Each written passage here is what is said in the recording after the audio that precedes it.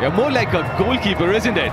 হারলেই বাদ এমন গুরুত্বপূর্ণ দ্বিতীয় এলিমিনেটর ম্যাচে মুখোমুখি হয়েছে গুজরাট টাইটান্স আর মুম্বাই ইন্ডিয়ান্স, যেখানে আগে ব্যাটিং করতে নেমে শুরু থেকেই দুর্দান্ত খেলতে থাকেন রোহিত শর্মা এবং জনি বেয়ারস্টো। তবে ইনিংসের অষ্টম ওভারে ঘটে যায় বিপত্তি। সাই কিশোরের করা ডেলিভারিটি রিভার্স সুইপ খেলেন জনি বেয়ারস্টো, আর সেখানে বিপদ হয়ে যায় তার। গুজরাটের পয়েন্টে থাকা ফিল্ডার শুরুতে ক্যাচ মিস করে ফেলে, তবে তার হাতে লেগে বল কাকতালীয় ভাবে সেখানে থাকা আরেক ফিল্ডার কুইজির হাতে চলে যায় এবং তিনি সেই ক্যাচটা লুপে নেয়, যে কারণে আউট হতে জনি বেয়ারস্টোকে। রীতিমতো হতাশ হয়ে তাকিয়েছিলেন তিনি। আপনারা যদি রিপ্লাই দেখেন তাহলে দেখতে পাবেন পয়েন্টে থাকা সেই ফিল্ডার ক্যাচ ধরার জন্য দারুণ একটা ড্রাইভ দিলেও তার হাত থেকে বল ফসকে যায় এবং ফসকে গিয়ে বলটি মাটিতে না পড়ে উপরে উঠে যায়, যে কারণে সেখানে থাকা আরেক ফিল্ডার দারুণভাবে বলটি লুপে নেয়। আর এতে ব্যাপকভাবে হতাশ হয়ে পড়েন জনি বেয়ারস্টো, কেননা তার সঙ্গেই এমনটা কেন হলো। তাই তো 22 বলে 47 রানে শেষ হয় তার ইনিংস। প্রিয় দর্শক, পাড়ার ক্রিকেটে আপনি এমন কোনো ক্যাচ ধরেছেন কিনা তা আমাদের জানিয়ে দিন কমেন্ট বক্সে।